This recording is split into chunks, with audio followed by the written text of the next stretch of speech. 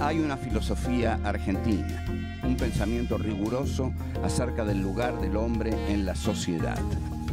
Obras literarias como El Facundo, El Martín Fierro, El Matadero. Texto axial, fundamental, el plan revolucionario de operaciones de Mariano Moreno, Los muertos en Plaza de Mayo. El primer centenario se festeja bajo estado de sitio. Las cartas a Lavalle deciden el fusilamiento de Dorrego. No hay verdad que se resista frente a 2 pesos, moneda nacional.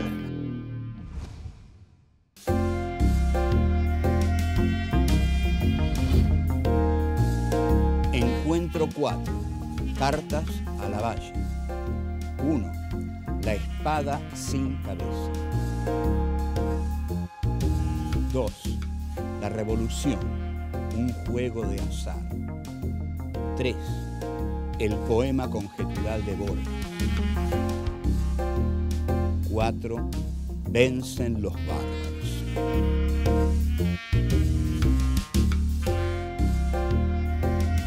Manuel Dorrego asume como gobernador de Buenos Aires en agosto de 1827. El Partido Unitario rechaza sus políticas de integración con el interior y en diciembre de 1828 el general Lavalle lo derroca. Dorrego es derrotado en Navarro e intenta huir, pero es entregado a los hombres de Lavalle por 2 de sus oficiales. El 13 de diciembre, Manuel Dorrego es fusilado.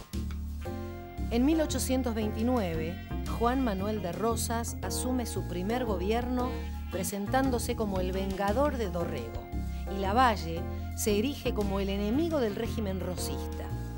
En 1840, Lavalle lanza una ofensiva militar que Rosas aprovecha para intensificar la actividad de la mazorca.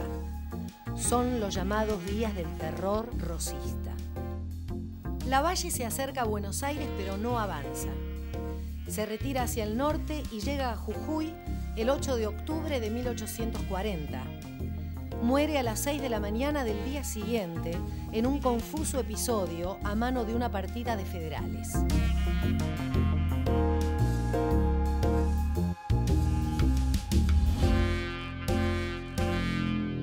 Este es nuestro encuentro número 4. Tiene un título y ese título es Cartas a Lavalle. ¿Por qué se llama Cartas a Lavalle? Porque obviamente vamos a hablar de cartas que recibió Lavalle y de gente que escribió cartas a Lavalle. Lo notable, lo histórico, es que estas cartas determinaron el fusilamiento de Manuel Dorrego. O sea que no fueron cartas inocentes, sino que fueron cartas escritas para que Lavalle fusilara a Dorrego. De ahí que Juan Cruz Varela le escribiera en una de esas cartas una frase memorable: cartas como estas se rompen.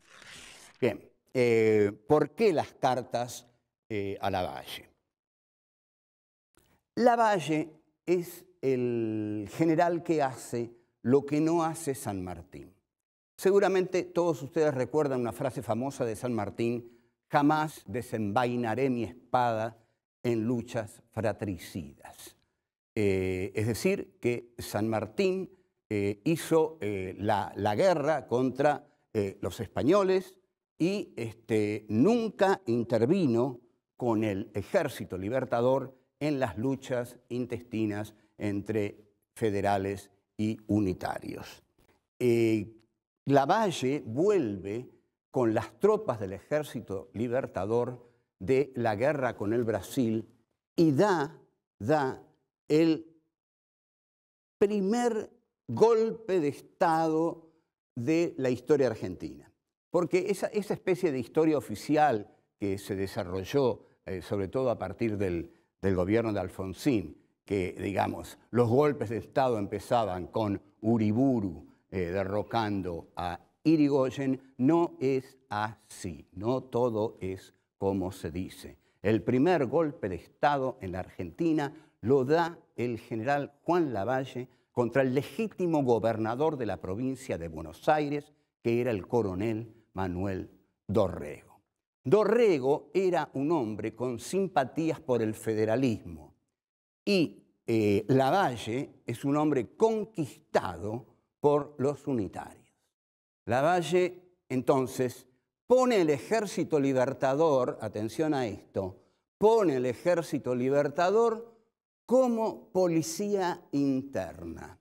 Es decir, Lavalle hace el pasaje de lo que hoy llamaríamos defensa nacional, que es lo que debe hacer el ejército, es decir, defender a la nación de los enemigos externos. Lavalle pone al ejército a hacer el trabajo de la seguridad nacional, es decir, pone el ejército tal como lo puso en la década del 60 la revolución de Onganía, la revolución argentina. Es decir, el ejército que sigue la doctrina de la seguridad nacional tal como lo hizo Videla. En estos momentos se discute mucho o se acepta, afortunadamente se acepta en el ejército argentino que el ejército está para la defensa nacional. Es decir, que si un enemigo externo agrede a la Argentina, el ejército argentino va a salir a enfrentarlo. Pero si el conflicto es interno, el ejército argentino no tiene que intervenir porque esa sería la teoría de la seguridad nacional. La otra es la de la defensa nacional, que es la que actualmente desarrolla el ejército argentino para bien de todos nosotros, porque si no, volverían los golpes de Estado. Bueno, Lavalle realiza su golpe y derrota a Dorrego en la batalla en Navarro. A Dorrego lo traicionan dos militares, Hacha y Escribano, y se lo entregan a Lavalle, y Lavalle decide si lo va a fusilar o no.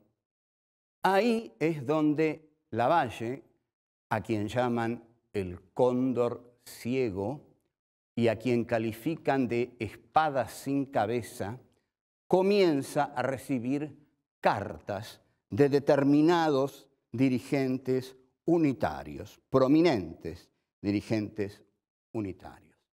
Una de esas citas es la que voy a leer cuidadosamente ahora. Pertenece a Salvador María del Carril y la carta de Salvador María del Carril es conceptualmente poderosa y dice así: General, yo tenía y mantengo una fuerte sospecha de que la espada es un instrumento de persuasión muy enérgico y que la victoria es el título más legítimo del poder. Esta frase es excepcional. Esta frase hubiera fascinado a Michel Foucault, porque para Foucault la verdad es resultado del poder. No existe una verdad para Foucault. La verdad es el poder de imponer la verdad. Por eso se lucha tanto por los medios de comunicación, porque si yo tengo 50 medios de comunicación en un país, tengo el poder de imponer la verdad, que es hacerles creer a todos lo que yo creo. Entonces, cuando Salvador María del Carril dice que la victoria es lo que da consistencia al poder, lo que está diciendo es que el poder es el que impone la verdad. Y la verdad que le va a proponer a Lavalle es fusilar a Dorrego.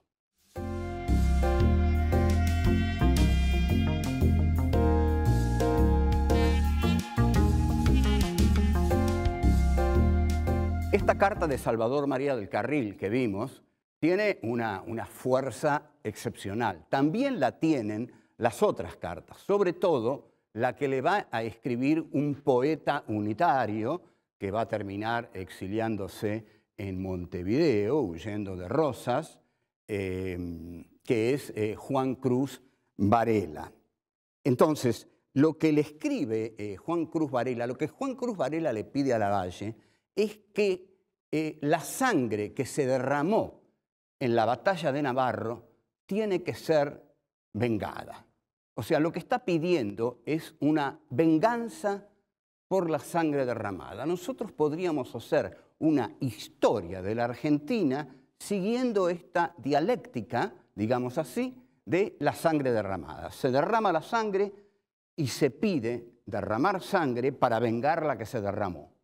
Se derrama esa sangre y después se pide derramar otra sangre para vengar la que se derramó. Y así, y así, y así, la historia termina siendo una historia de sucesivas venganzas por la sangre que se ha derramado. En última instancia, una historia de la sangre y la violencia, y eso es más bien espantoso, pero cada vez la historia humana se está pareciendo más a ese matiz cruel, que es lo que un humanismo reflexivo, filosófico, debería luchar por evitar.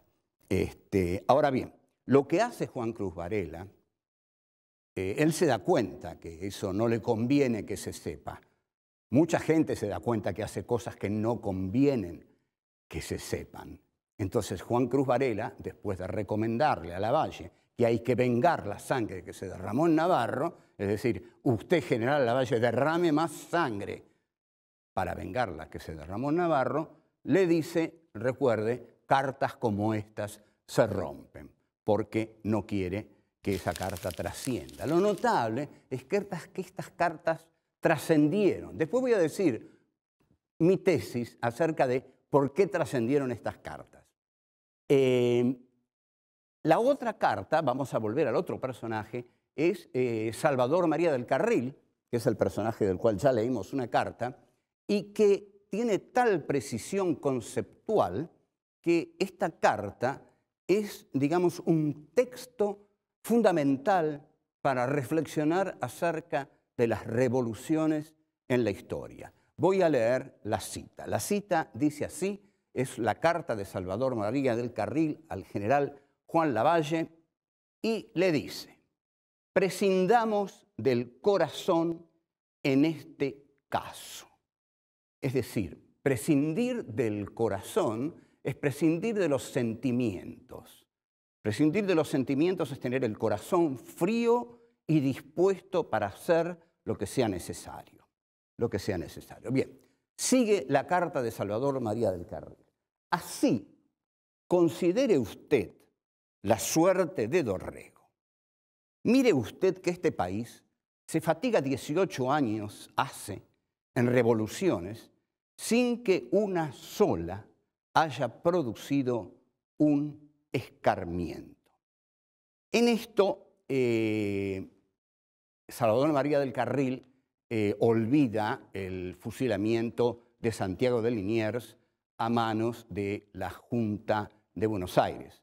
El fusilamiento de Santiago de Liniers es una obra, digamos, que lleva a cabo la primera Junta y que lo realiza Juan José Castelli, que recibe instrucciones de Moreno, y Moreno le dice, como todo hombre, digamos, que tiene todo bien puesto, no solo las ideas, que si usted no mata a Liniers, voy a ir yo y lo voy a matar personalmente.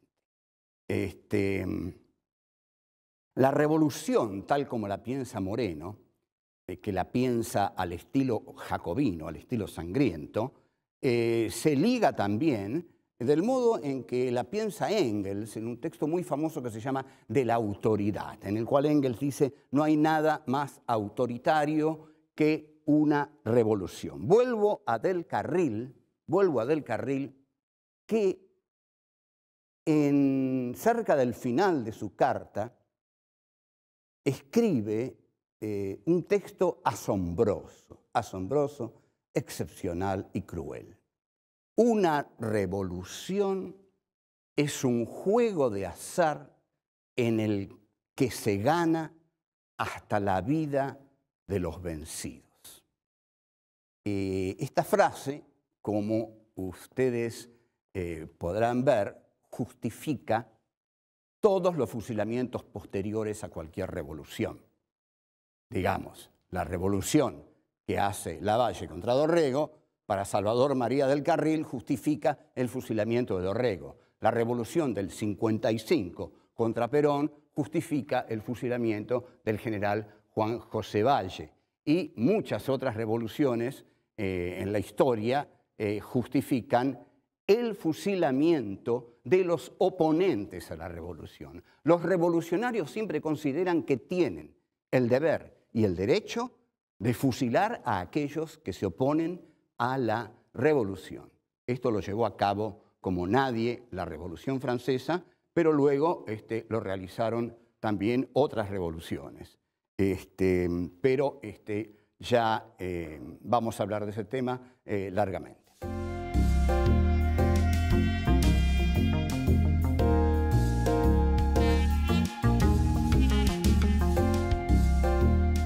El coronel Manuel Dorrego asume su muerte, su fusilamiento, con gran dignidad y dice algunas frases que, proviniendo de un hombre que tiene la muerte cercana, son muy conmovedoras. Sobre todo aquella en la que él pide que su muerte no sea motivo alguno de derramamiento de sangre.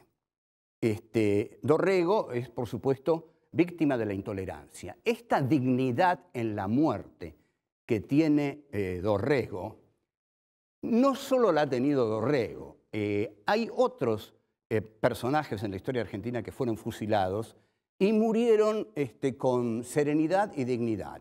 Digamos, Severino Di Giovanni, el anarquista que lo fusila Uriburu, muere sin aceptar la venda y su última frase es que viva la anarquía. El general Juan José Valle, que lo fusila el gobierno de Aramburu, el general Valle que fue fusilado en la penitenciaría de Las Heras, le escribe a Aramburu una carta terrible en la cual le dice: usted pronto tendrá el discutible honor de ser mi asesino. Y el mismo Aramburu, según el relato que hace Firmenich en la causa peronista, muere con gran sobriedad y, digamos, sin ningún acto de temor, porque Fernando Abal Medina le dice: voy a proceder, general, y Aramburu dice: proceda. Dorrego, efectivamente, no solamente muere con dignidad, sino que pide que su muerte no sea, como todas las muertes en la Argentina, objeto de venganza. Pero, sin embargo, alguien que va a ser muy duro, que va a derramar mucha sangre y que también va a ser muy atacado, como don Juan Manuel de Rosas, va a asumir su gobernación de Buenos Aires en 1830 como el vengador de la muerte de Dorrego. Y su discurso inicial es ese: Dorrego no has muerto en vano. El segundo gobierno, Rosas, lo asume como el que viene a poner orden en el país después de la muerte de Juan Facundo Quiroga. Lo que a mí me interesa es ver cómo es posible superar esta antinomia que hirió a la historia argentina. La antinomia entre civilización y barbarie. ¿Qué pasa? ¿Es realmente la ilustración de la ciudad de Buenos Aires, la ilustración de los cultos, es realmente la civilización?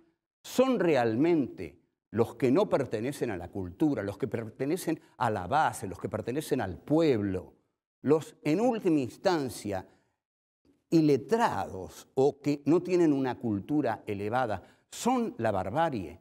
No puede este país integrarse. Hay un momento que un escritor argentino, Jorge Luis Borges, ustedes lo conocen porque estamos de Borges un poquito hasta acá, pero bueno, Borges escribió un gran poema. Lo notable del poema de Borges es que va mucho más allá en profundidad que las ideas políticas que tenía Borges, que eran pobrísimas. Las ideas políticas de Borges eran las de una señora gorda, digamos, no mucho más, no mucho más. No es nada, digamos, tampoco novedoso en la literatura argentina. Por ejemplo, hay escritores como Fogwill que ha ido a Chile y dijo que él quería parecerse a Pinochet, lo dijo en Chile, y que lo que más le molestaba de la Argentina eran, digamos, las manifestaciones en la calle, los piqueteros. Bueno, una declaración bien Borges. Borges hacía ese tipo de declaraciones. Aceptó ser condecorado por Pinochet, Borges. ¿Usted escucha esto?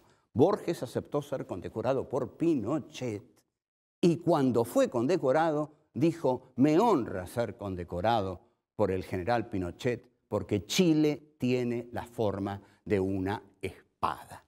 Sin embargo, Borges como poeta se trasciende a sí mismo.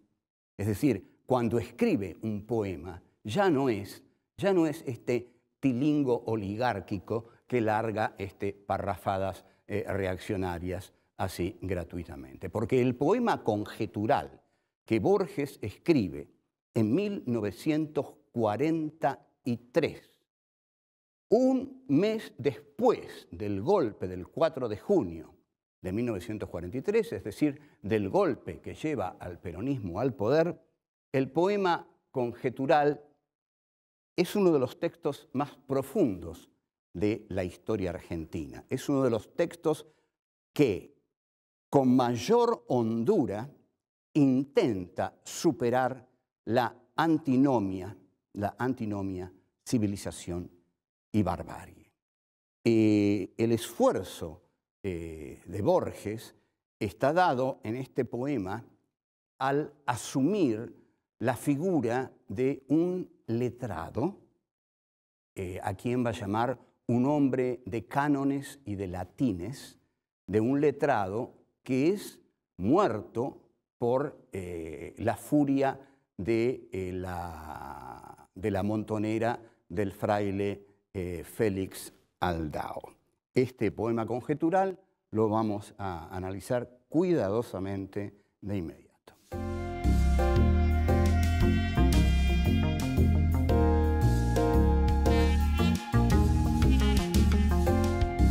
El poema conjetural de Borges, de julio de 1943, está escrito en la forma de un monólogo interior de Narciso Laprida.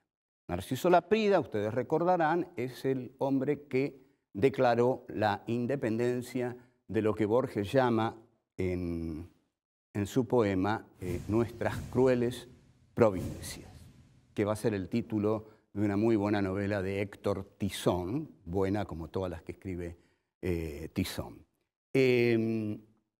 Laprida ha perdido la batalla y se sabe vencido por la montonera de Félix Aldao.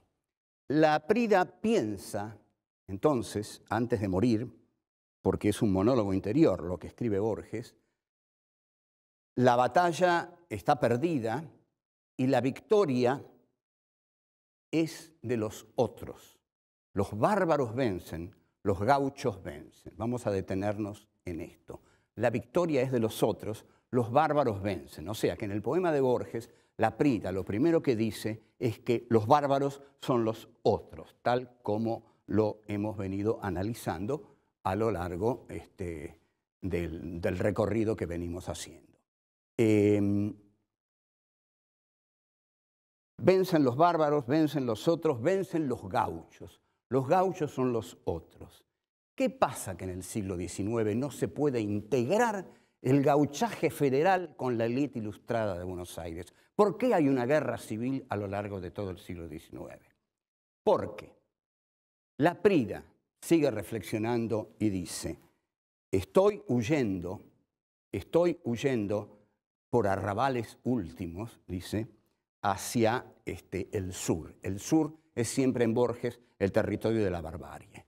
Finalmente, Laprida dice, yo, un hombre de cánones, de latines, un hombre culto, estoy por morir en medio de ciénagas. En medio de ciénagas, estoy por morir en medio del barro, en medio de la suciedad, asesinado por la barbarie.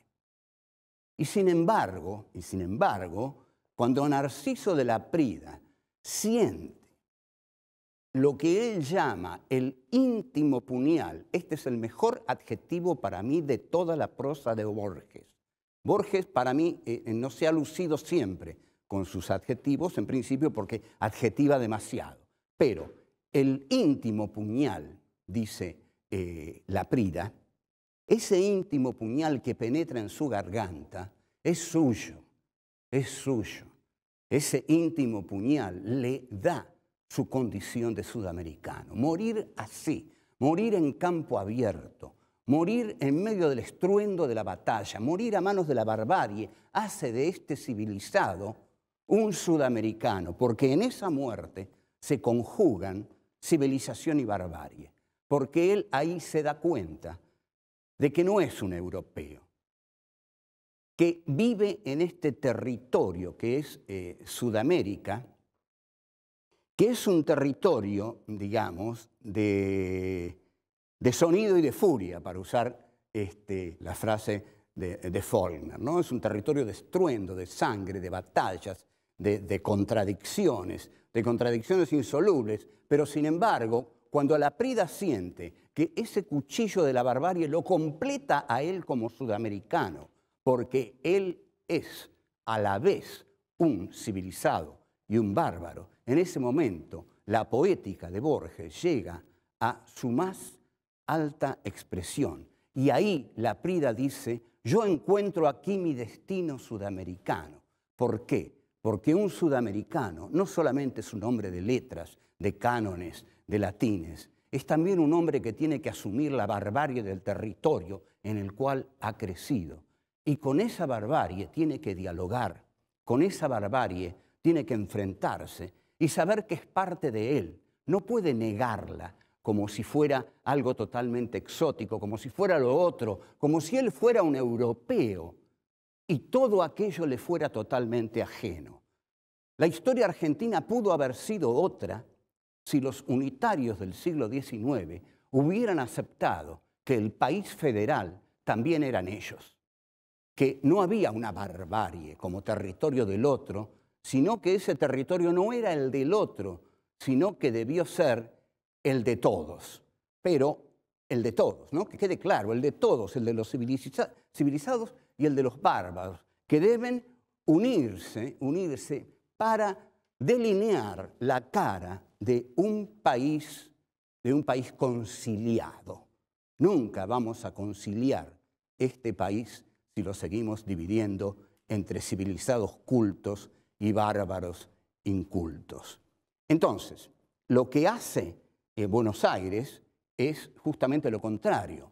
Instaura el libre cambio, y el libre cambio lo que hace es traer las manufacturas europeas y considerar que Inglaterra es el taller del mundo y la Argentina es el granero del mundo. Al considerar que la Argentina es el granero del mundo e Inglaterra es el taller del mundo, Argentina se condena a no ser jamás un país industrial. Y al dejar que penetren las mercancías de Europa, arrasa con las industrias nacientes, artesanales del interior, que alguna vez pudieron haber dado un rostro fabril a nuestro país, que no lo tuvo nunca. Bueno, esto es todo y hasta luego.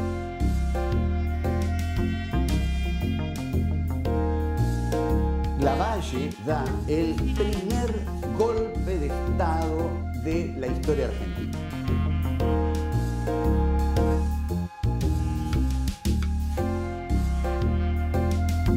La verdad es el poder de imponer la verdad.